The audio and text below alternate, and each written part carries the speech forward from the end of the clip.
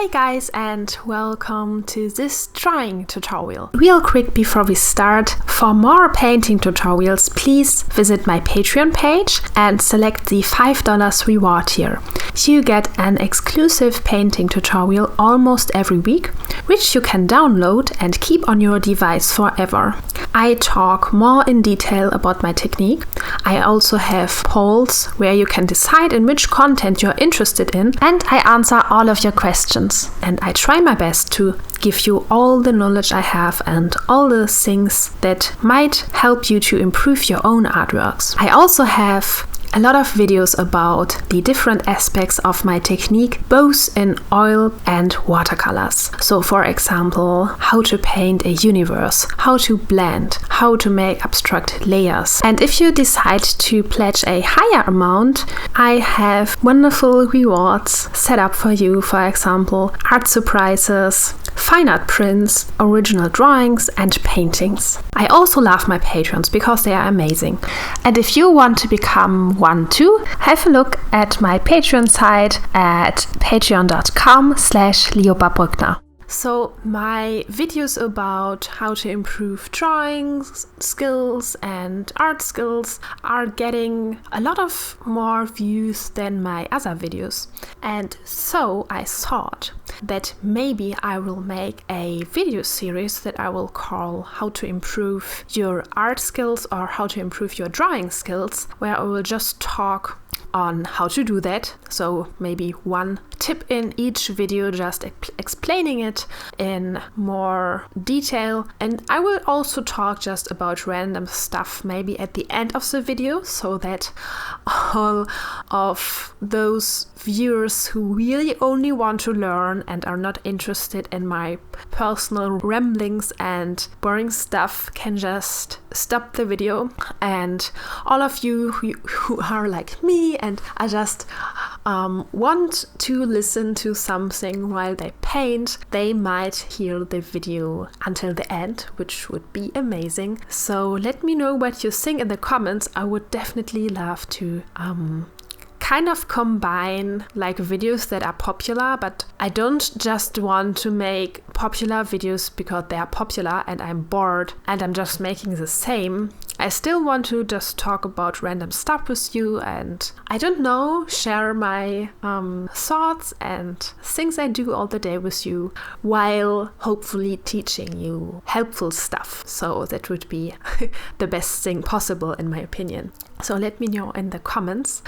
You are, by the way, amazing. So I get so many helpful tips in the comments. I really should have started YouTube earlier, because if I ask you something, or also if I say something wrong, which happens from time to time, I get one person who is like a specialist in this field. For example, one person she was making soaps herself, so she could tell me that like professional artist soaps have more ingredients than like the cheap soap that I use. So I didn't know that. So you are so amazing. You helped me so much. I can totally recommend for everyone to start a YouTube channel, because in addition, the comments I get from you here on YouTube are way more thoughtful and deep than those I get on Instagram and Facebook. So Instagram is like the immediate gratification, which I absolutely love. So I post something there and like 1 second I get a comment and it's like awesome or great. So this is like perfect just to stay motivated and don't be depressed. So this is like, Instagram is perfect for that. And Facebook is like, there are not that many comments, but when I get comments there, they are like in between. So sometimes I get like short comments, but sometimes longer comments, and people put more thoughts in them. So it's like between Instagram comments and YouTube comments. But YouTube comments are really great, and I feel so, I don't know, connected with you, and it makes me happy. And so, okay, enough rambling. I should have rambled at the end of the video, so I'm sorry for that. If you wanted to get your information right now, I disappointed you. I hope you forgive me. So let's start with the drawing part of the tutorial. And the cool thing is, this one will be the preparation of my first ever collaboration on YouTube. I'm so excited, and it's a lovely person who reached out to me, but I will not talk anymore about it. It will come up soon, so stay excited for it. And this is a preparation. So maybe you can already guess that this subject is something different that I normally do. So if you do that, you can post it in the comments. I will not say more about it, but I'm excited. So, and to make better drawings, especially when you are drawing on the table and or even recording your video, you are very restricted in your body posture. So you can't really stand. You have to draw from a certain angle and you only see your drawing from a specific perspective. And by no means is this drawing like a perfect finished drawing. This drawing is only the underdrawing for a watercolor piece, so don't expect anything impressive at the end of the video. It's really just the underdrawing for the watercolor piece. But nevertheless, it is hopefully helpful to you for you to see what I mean. And when you draw always from a certain perspective, you won't be able to see how your drawing looks in real. So if you would put it on the wall and you only saw it from your weird angle, your complete drawing would be awkwardly distorted. So to prevent that, I had to stand up several times to get a good view on my drawing. When you are on the couch, for example, and you're just maybe turning the drawing all around and holding it from different angles, this is a better position for drawing. But even better is when you from time to time take a distance to your drawing. So you put it, for example, maybe at the edge of your table so that it stands. It shouldn't lay down because then you have again a weird perspective. A very helpful method is just to stand up and look at your drawing from the distance. So you can see if there are any mistakes, if the proportions are off, if the eyes are symmetrical and on the right angle, for example. And the mistakes I always do is that I make the head too large and the upper body too small and the hands too small. So my figures seem to look more like weird dolls. When I want that, this is fine, but I don't want that. So it just happens automatically. And I had to stand up and I had to look from my reference back to my drawing and check and see if everything has the right proportions.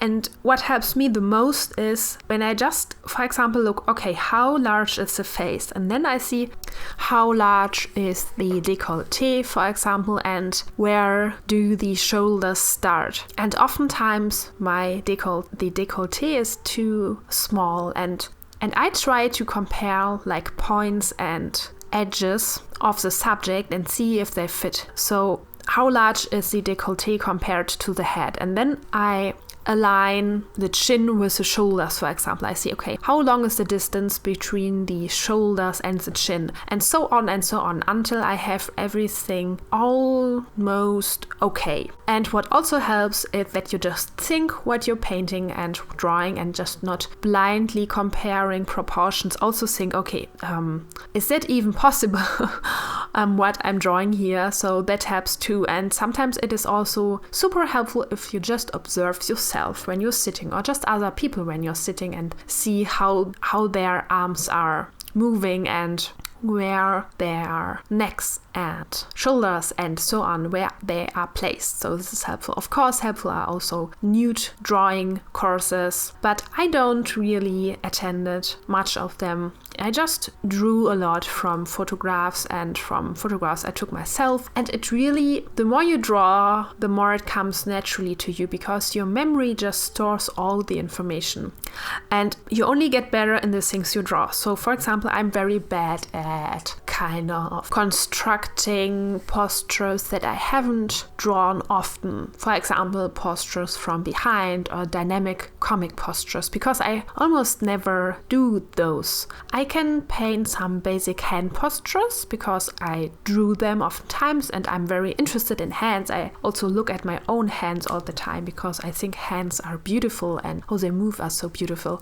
And I'm pretty good at that, and also like arms are okay, and I'm okay with legs and feet as well, as long as they are not too complicated in too complicated positions, because I drew a lot of kind of manga figures when I was younger. So I'm okay, but I'm not like perfect at that. So if you want to get better in a certain area, the only way to do is draw as much as possible of that subject you want to get better in. And when I was younger, I thought I need to get better in drawing men because I couldn't draw them at all. But honestly, I just don't enjoy it because the art that I do are romantic portraits of women all the time. I don't have like the urge or like the need that I have to draw men because I'm not painting a comic, so that I don't need it. So it would only be for my ego so that I can say, okay, I can draw men poses. So because I practiced them a little bit when I think several years ago, I have like the basics, but I'm not nearly as good as with painting women postures. If I have a reference, of course I can paint it, because painting from reference is super easy for me because I do nothing else than painting from reference all day long, so this wouldn't be a problem for me. But just from the memory, this would be definitely challenging. So when you want to get better in drawing, you should know and explore what kind of drawing you really enjoy and what kind of drawing you want to do. For example, if you want to become an illustrator, it would help to specialize in one area, but you would have to be able to create and draw very different types of drawings and of things. For example, landscapes and sceneries and different peoples, different creatures, different perspectives, different lighting, and so on.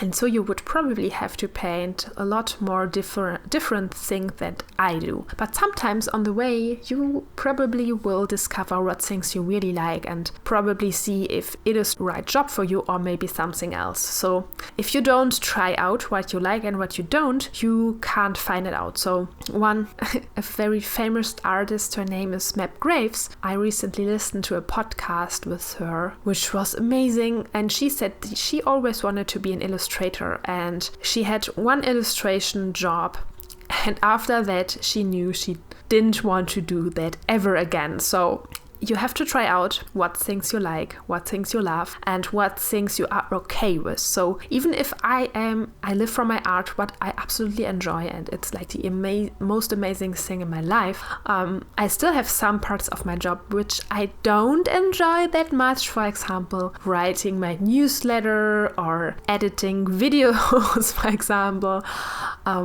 or shipping is also not that great.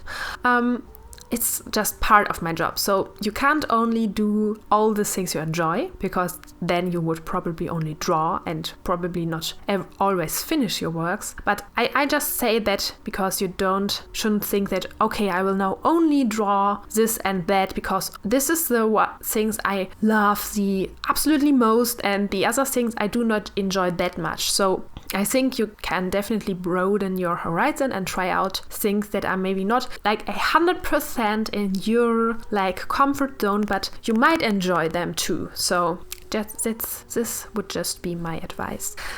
I hope this video helped you, and if you liked it, don't forget to give it a thumbs up and subscribe to my channel. And I hope you have a great day and you are inspired in whatever you do, and I see you in the next one. Bye bye!